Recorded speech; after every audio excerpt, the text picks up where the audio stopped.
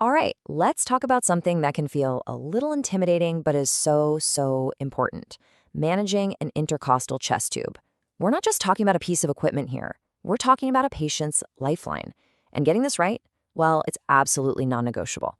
So picture this: you're at the bedside, your patient is relying on this device. How do you know, really know, that every single thing you do is the right move, that it's safe, effective, and actually helping them heal? The stakes are just, well, they're sky high. And that kind of confidence, it only comes from being crystal clear on what you're doing. So here's our game plan for this explainer. We're going to cover everything from start to finish. We'll start with setting the stage, go through that crucial pre-procedure checklist, and then we'll break down the drainage system so it's not so mysterious. After that, it's all about monitoring and care, patient recovery, and we'll wrap up with the big safety takeaways you just can't forget. Ready? Let's get into it. Okay, first things first, setting the stage. Success here doesn't start when the procedure begins. Nope, it starts way before that, with rock-solid preparation. This is the foundation for everything else. And that leads us right to the pre-procedure checklist. And look, this is way more than just paperwork. Think of it as your safety net, a step-by-step plan to catch any little mistake before it becomes a big problem. So let's break down these 4 things you absolutely have to do. 1, verify the practitioner's order. Is this the right thing to do right now? 2, you dig into the patient's record. You're looking for allergies, labs, imaging, the whole picture. 3, confirm that patient's identity. No shortcuts. And 4, make sure that informed consent is signed and sealed. Seriously, these aren't just boxes on a form. Each one is a layer of protection. Now, let's talk about positioning because it's so important for getting the best access. For an adult, you're typically looking at them lying flat or maybe slightly elevated, with the arm on that side up and over their head. That really opens up the space between the ribs. But for our tiniest patients, the neonates, it's a bit different. The focus there is all about keeping their airways safe, so we elevate their head just a little bit. Okay, so during the insertion itself, your whole world shrinks to that immediate area. What does that look like? It means getting ahead of the pain, managing it before it even starts. It means doing that all-important timeout. You know, that moment where everyone, and I mean everyone, stops to confirm right patient, right procedure, right site. It's so simple, but it saves lives. And all this is happening while you're maintaining a perfectly sterile field and watching those vitals like a hawk.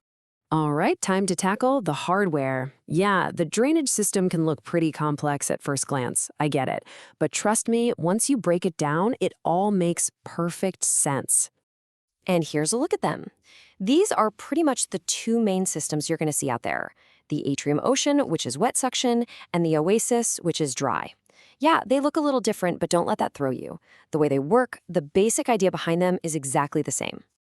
Setting one of these up is a really precise dance. There are 4 main steps. First, you get all your gear ready on your sterile field. Then you get the tubing ready, making sure there are no weird dips or loops where fluid can get stuck. Then, and this is super important, you fill that water-sealed chamber right to the 2-centimeter line. Not more, not less. And finally, you dial in the suction to whatever level was ordered. Every single step matters. So let's zoom in on that water-sealed chamber, because it's the real star of the show. What's its job? Well, think of it like a one-way door. It's genius in its simplicity. It lets all that trapped air and fluid escape from the chest, but that little bit of water, that 2 centimeters, stops any air from getting back in. That's the magic right there. That's what keeps the lung from collapsing. Okay, so the tube is in, the system is connected. Now what? Now your role shifts to being a detective. You're on watch. And this isn't just about glancing over now and then. It's about active, vigilant monitoring. You're constantly asking, what is the system telling me right now? And this shows you the 2 big things you're looking for in that water seal chamber. Over on the left, you've got tidling. See that? It's just the water level gently rising and falling with the patient's breath. Totally normal. Now, if it stops tidling, that could be good news, like the lung is re-expanded. Or it could mean there's a kink in the line. Something to investigate. But then look at the right. Continuous bubbling. That's not normal. That's a sign that there's an air leak somewhere, either in the patient or in the tubing itself. That's your cue to start troubleshooting. Now, suction is definitely not a one-size-fits-all situation. You have to tailor it to your patient. For most adults, you're looking at around 20 centimeters of water. But for kids, you dial it back a bit. And for neonates with their super fragile lungs, you bring it way down to just 5 to 10 centimeters. Getting this right is absolutely critical. When it comes to the drainage, just remember these 3 words: monitor, mark, report. It's a simple loop. You're constantly monitoring the color, the consistency, and how much is coming out.